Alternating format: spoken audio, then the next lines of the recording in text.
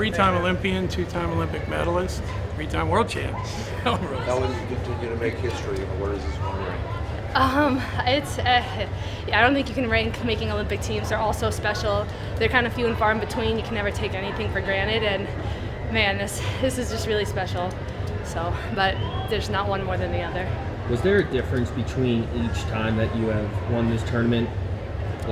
Yeah, you know what's crazy? I was thinking about this, that I've qualified the weight for 4 Olympics now, and I've done it a different way each time. One time not making the team and qualifying the weight, and then other times making it, then going and qualifying. And just this is the first time that I qualified at the Worlds and then also made the team. So it's just crazy. I don't know. Sorry, I'm rambling, but I'm thinking about coaching in the future, and it's like just so cool that I know what these experiences are like. I've got to taste them for myself. So. Now, being one of the pillars of women's wrestling, when you look back when you won gold in 2016 to where women's wrestling is now, what can you say about the growth in the sport? Oh man, the growth in women's wrestling is phenomenal. I mean, it's the #1 high school growing sport in the country, and there's so many people that came together.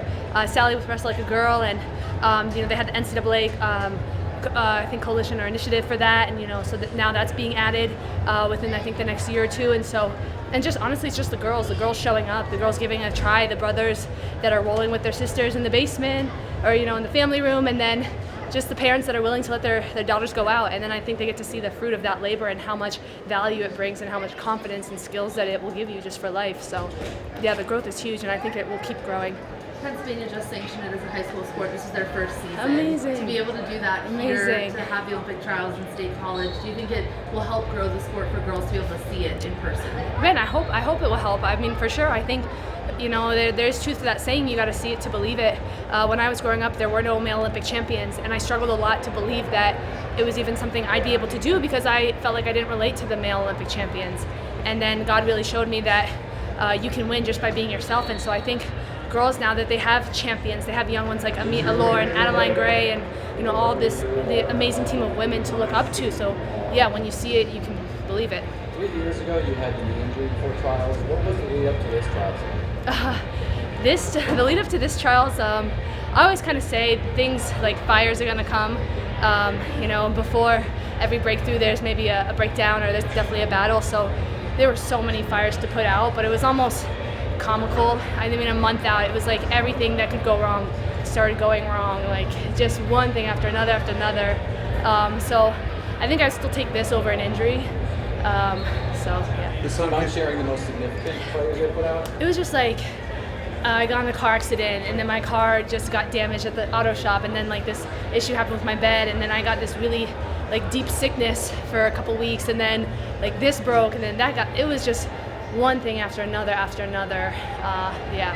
Despite that, you just dominated a world champ. Is this the best you've wrestled since 16 and 17?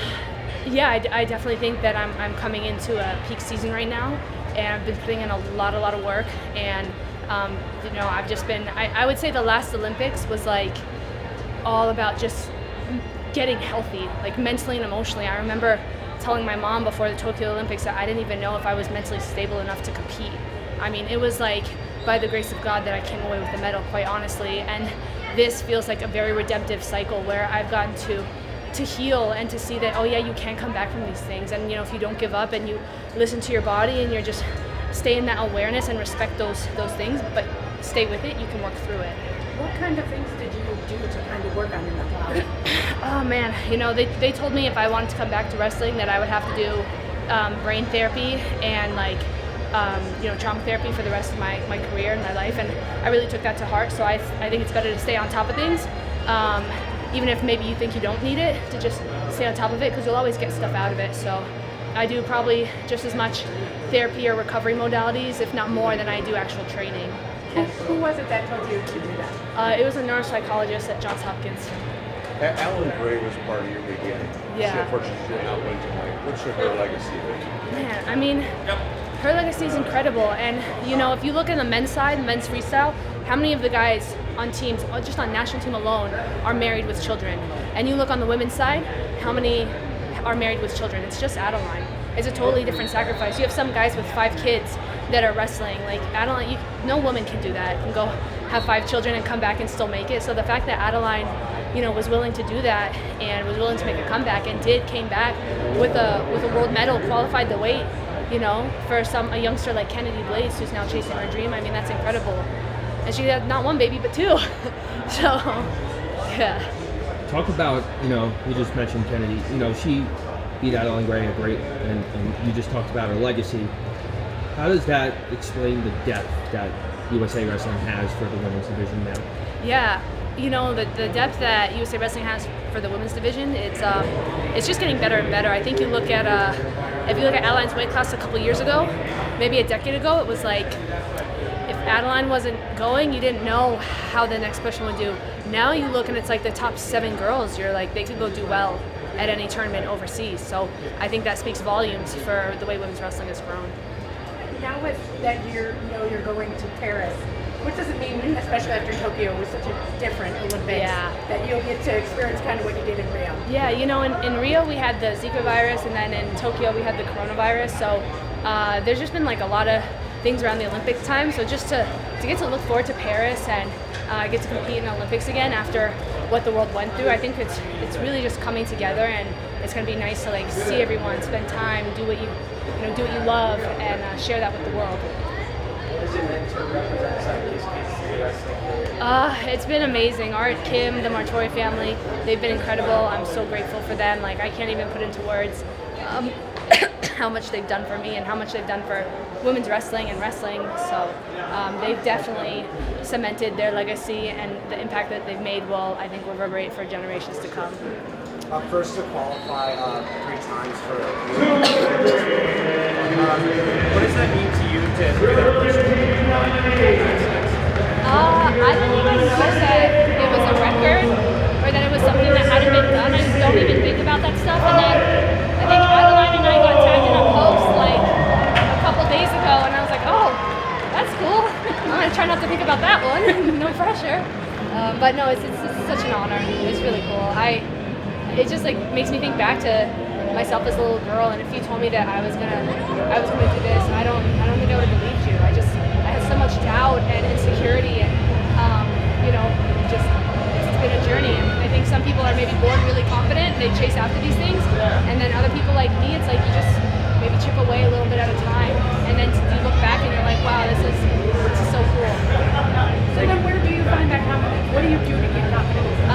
There's a scripture that I love, and it's I put no confidence in human effort. So, honestly, I have a lot of doubts and fears, but I just trust God, and I wrestle to glorify Him, and I really feel like I get to fly, and like that I get to walk with God when I'm wrestling. And so I just focus on that. I'm like, if I'm good enough, then the results will take care of themselves. But all I want to do is my very best, and wherever that leads me, I know I can be proud of that.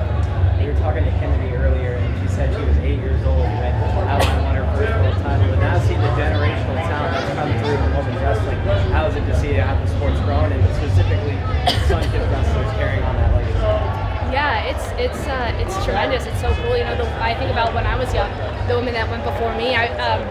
Clarissa Chun was coaching in Jacarra's corner, and after the match we hugged, and I joked with her. I was like, man, my first wrestling hero. Like, I remember the first time that I went on a trip, and I think I was like 16 years old, and I got to room with Clarissa Chun, and I was probably the most annoying kid to her because I was just asking her all these questions, and I could not believe that I was rooming with Clarissa Chun. Like, I was just waiting for her to be like, I'm sick of this girl, and I just, I remember that feeling. So to kind of be in like the veteran shoes now, it's surreal.